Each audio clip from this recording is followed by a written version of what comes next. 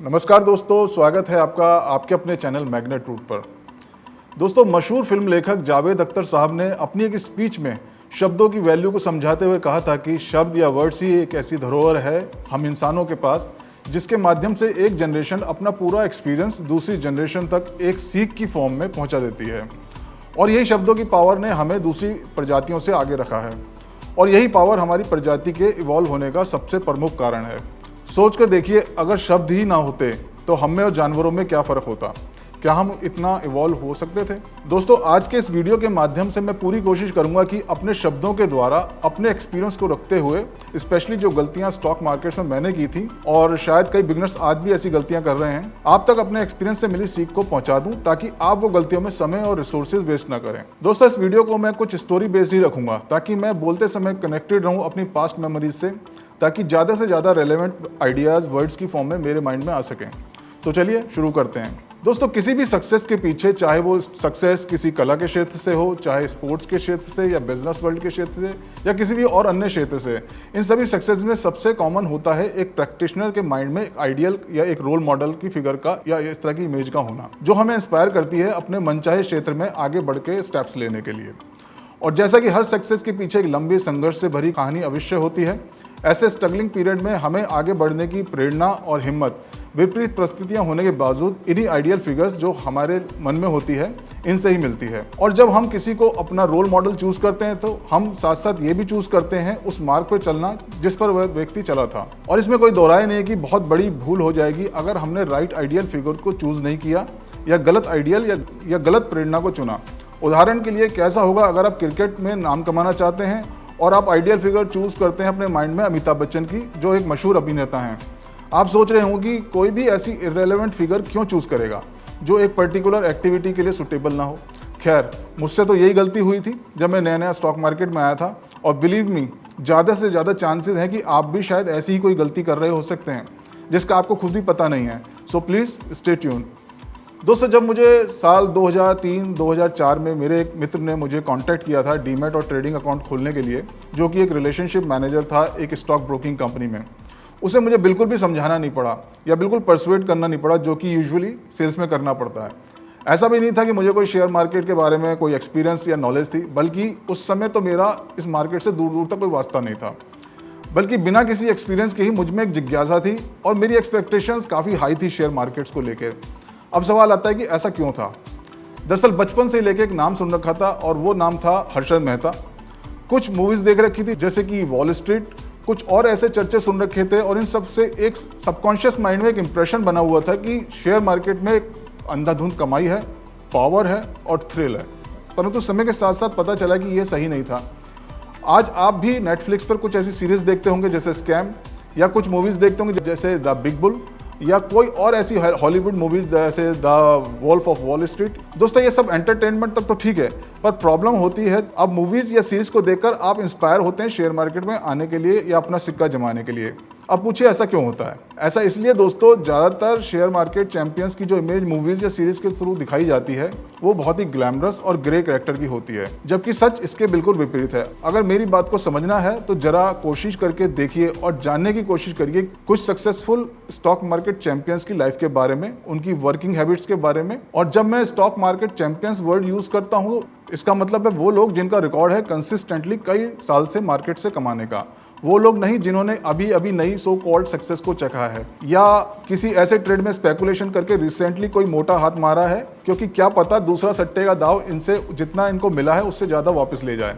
तो real champions कौन हो सकते हैं जिन्होंने कई सालों से शेयर मार्केट से अनकर्निंग रेपुटेशन बनाई है? तो कुछ नाम है दोस्तों, जैसे Warren Buffett, Jim Simons, Radhakishan Damani, Mohnish Pabrai, Vijay Kedia, Rakesh Jhunjhunwala, Ramdeo Agrawal. अब आप सवाल कर सकते हैं कि क्या गलत होगा अगर हम सीरीज़ या मूवीज़ देख के कैरेक्टर्स को देखकर, रियल या फिक्टिशियस को देखकर इंस्पायर होते हैं?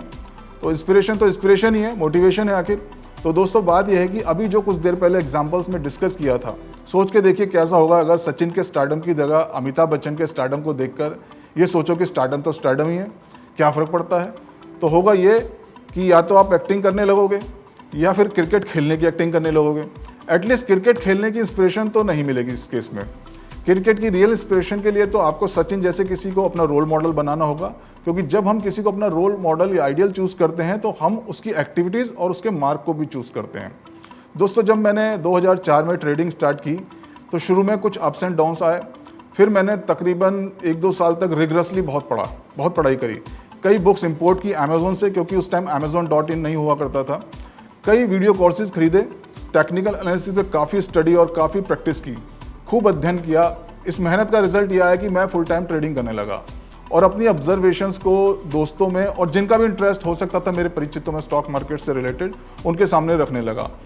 और बहुत खुश हुआ करता है ये देख कर कि जिस स्टॉक को मैं कहता हूँ वो ऊपर जाएगा और वो वाकई में ऐसा ही रिएक्ट करता। इसने मुझ में एक गजब का कॉन्फिडेंस भर दिया, या यूँ कहूँ कि एक ओवर कॉन्फिडेंस भर दिया। सब कुछ ठीक चल रहा था, फिर सामना हुआ 2008 से, जब मार्केट में एक ज़बरदस्त क्रैश आया। मेरा पोर्टफोलियो ऑलमोस्ट ख़त्म हो गया, साथ में मैंने रेपुटेशन और जो कॉन्फिडेंस बनाया था वो भी ख़त्म हो गया। तब समझ में आया कि मुझ में कोई कमाल नहीं था, बल्कि उस समय मार्केट से कमाल का था। एक ज़बरदस्त बुल मार्केट था जिसमें कोई भी कमा सकता था बिना किसी खास एनालिसिस के। अब इसके बाद में एक शाम में उदास बैठा हुआ था, एक सोच मेरे जहन में आई। मैंने अपने आप से पूछा, जब मैं अपने 20s में था तब मुझ में एक जिम या बॉडी बिल्डिंग का शौक था मुझ में, और ये इंस्पिरेशन मुझे आर्नोल्ड श्वार्ज़नेगर को देखकर, उनकी मूवीज़ को देखकर आई थी। और आर्नोल्ड से अच्छा रोल मॉडल चूज़ करना उस फील्ड में और उनके मार्ग पर या उनकी स्ट्रेटजीज को फॉलो करना, उनकी सलाह को फॉलो करना आज भी सही और रेलेवेंट है, जो भी उस फील्ड में कुछ करना चाहता हो। फिर मैंने अपने आप से पूछा कि मेरा रोल मॉडल कौन है अगर मैं स्टॉक मार्केट्स में सक्सेस पाना चाहता हूँ, और मैं ऑलमोस्ट ब्लैंक था दोस्तों। मैंने पाया कि मेरे आइडियल्स या तो काल्पनिक थे, जो मूवीज़ के कैरेक्टर थे, या कोई रियल वर्ल्ड का था भी, जैसे कि for example the Harshad Mehta. तो क्या मैं इस कैरेक्टर्स के बारे में ठीक से जानता हूँ? क्या मैं जानता था उस समय कि इन्होंने कैसे पैसा कमाया, या इस शख्स के पास में पैसा सस्टेन क्यों नहीं हो पाया? इस तरह के क्वेश्चन मेरे दिमाग में आने लगे। मैंने रिसर्च करना शुरू करा और मैंने पाया कि मैं एक ऐसे रास्ते पर चल रहा था जिसको कोई भी रियल अचीवर ने नहीं सजेस्ट किया था, ना ही चुना था। मेरा मतलब है कि मैंने कुछ ऐसी बुक्स पढ़ डाली जो किसी रियल अचीवर्स ने ना लिखी और ना ही सजेस्ट की थी। ऐसे मैकेनिकल सिस्टम या मॉडल को फॉलो कर रहा था जिससे किसी भी रियल अचीवर ने पैसा नहीं बनाया था, बल्कि कुछ जगह ऐसे सिस्टम को यूज़ ना करने के लिए मना जरूर किया गया था। और हर्षद मेहता, जिनकी फाइनेंशियल सक्सेस से मैं प्रेरित था, जब मैंने उनके बारे में जाना तो पता चला कोई भी ऐसा मार्ग लेना जिस पर तरक्की पाई तो जा सकती हो और जो कि शायद मैनिपुलेटिव स्ट्रेटजीज पर बेस्ड हो, ज़्यादा लॉन्ग टर्म तक सस्टेन नहीं कर सकती। Long term success stock market के लिए कुछ और ही रास्ता था जिसे मैंने अभी तक नहीं चुना था। ये जाना मैंने जब मैंने रियल अचीवर्स के बारे में पढ़ना शुरू करा। सभी रियल अचीवर जिनके नाम मैंने अभी मेंशन किए हैं, इन सभी में एक चीज़ कॉमन थी, सभी ने पैसा ट्रेडिंग से नहीं इन्वेस्टमेंट से कमाया। अगर आप नहीं जानते हैं दोनों में फ़र्क, तो आपके लिए मैंने एक वीडियो बनाई हुई है जिसमें डिफरेंस बताया गया कि ट्रेडिंग और इन्वेस्टमेंट्स में क्या डिफरेंस है। उसका लिंक आपको ऊपर आई बटन में दिख जाएगा। और इन सभी ने इन्वेस्टमेंट्स लॉन्ग टर्म बेसिस पे करी थी। अगर आपको इसमें भी इंटरेस्ट हो कि लॉन्ग टर्म बेसिस पे किस तरह के स्टॉक्स को आपको पिक करना है, तो इसका भी लिंक आपको ऊपर आई बटन में दिख जाएगा। आप चाहें तो इस वीडियो को भी वॉच कर सकते हैं। और इन सभी का सिस्टम कुछ ऐसे एनालिटिकल मेथड्स के अराउंड था जो सिखाता है कि मार्केट्स को रोज रोज देखना अवॉइड करो। स्टॉक और कंपनी दोनों अलग अलग चीज़ हैं, और कंपनी को एनालाइज करो, उसकी फाइनेंशियल स्टेटमेंट्स को पढ़ना और एनालाइज करना सीखो। अगर आपको इसमें भी अगर इस टॉपिक पे इंटरेस्ट है कि कैसे हम सीखें कि कैसे कंपनी को एनालाइज किया सकता है, तो इसके लिए भी हमने एक वीडियो बनाई हुई है जिसका लिंक आपको ऊपर आई बटन में दिख जाएगा। और अच्छी अपॉर्चुनिटीज़ में केवल राइट वैल्यूएशन पर ही इन्वेस्टमेंट करो, लॉन्ग टर्म इन्वेस्टेड रहो। और जो सबसे बड़ी बात सीखी इन लोगों से या इनके अध्ययन करने से, वो ये थी कि मार्केट को प्रेडिक्ट करना यूजलेस एफर्ट है। इंस्टेड जैसे ड्राइविंग करते समय हम रोड हमारे हिसाब से नहीं चलती, हमें रोड के हिसाब से चलना होता है, और इसी सिद्धांत को फॉलो करके हम अपनी मंजिल पर पहुंच जाते हैं। सेम उसी तरह मार्केट्स हमारी एक्सपेक्टेशन में ना भी चले, पर प्रॉपर पोर्टफोलियो डिसिप्लिन को फॉलो करके हम अपने पर्पस जो कि प्रॉफिट अर्न करने का है उसे फुलफिल कर सकते हैं। जैसे कि फॉर एग्जांपल प्रॉपर डाइवर्सिफिकेशन और ओवर डाइवर्सिफिकेशन को अवॉइड करना, प्रॉपरली एनालाइज करना कंपनीज को, और तभी इन्वेस्ट करना किसी भी सिक्योरिटी या स्टॉक में जब वो सिग्निफिकेंटली डिस्काउंट पर अवेलेबल हो अपनी फेयर वैल्यू या इंस्ट्रिंसिक वैल्यू पर। हालांकि बहुत कठिन होता है उस नॉलेज को अनलर्न करना जिस पर आपने काफ़ी एफर्ट्स और इमोशंस इन्वेस्ट कर दिए होते हैं, पर मैंने चूज़ यही किया दोस्तों कि उस प्रीवियस नॉलेज को अनलर्न करना और नया सीखना जो रेलेवेंट था, नया था। शुरू में कुछ कठिन था और बोरिंग भी था, पर पीछे मुड़कर आज देखने से एक सेटिस्फेक्शन होता है कि मैंने वाकई में बहुत ठीक किया। तो दोस्तों, अब समय है आप भी अपने आप को एनालाइज करें। आपकी कोई इंस्पिरेशन है या कोई रोल मॉडल है स्टॉक मार्केट्स में? सिर्फ काल्पनिक फिल्मी कैरेक्टर्स तो नहीं हैं, और अगर रियल कैरेक्टर्स हैं तो क्या उन्होंने कोई लॉन्ग टर्म सक्सेस अचीव की है? क्या आप जो मेथड्स यूज़ करते हैं शेयर को एनालाइज करने के लिए, क्या बस महज दिखावा तो नहीं? किसी रियल अचीवर्स ने वाकई में उस पर अमल करके कुछ पैसा बनाया भी है, या ये सब भ्रम है जिस पर आप इन्वॉल्व हैं, बस मेहनत कर रहे हैं और बिना किसी प्रोडक्टिव और डिज़ायर्ड रिजल्ट्स के? और कहीं ऐसे शिक्षण पर अमल तो नहीं कर रहे हैं जो केवल मार्केटिंग एफर्ट्स से आप तक पहुंचाया जा रहा है? दोस्तों, ये तो एक प्रमुख और शुरुआती गलती थी। ऐसी और भी कई गलतियां हैं जो मुझसे हुई, और हो सकता है आप भी ऐसी कई गलतियां कर रहे हो सकते हैं। अगर आप चाहते हैं कि आप पहले दिन से राइट वे चूज करें ताकि समय और पैसा और मोटिवेशन नष्ट न जाए, तो मैंने आपके लिए कुछ और ऑब्जर्वेशन, एक्सपीरियंस और कुछ साइंटिफिक मेथड के बेस पर एक वीडियो तैयार की है, जिसका लिंक आपको आई बटन में ऊपर दिख जाएगा। मैं हाईली रिकमेंड करूंगा कि आप उसे देखें और उस शिक्षा से अपने इन्वेस्टमेंट करियर में वैल्यू एड ऑन करें। तो दोस्तों, आज के वीडियो में इतना ही। उम्मीद करता हूँ आपने इस वीडियो से जरूर कुछ ना कुछ सीखा होगा।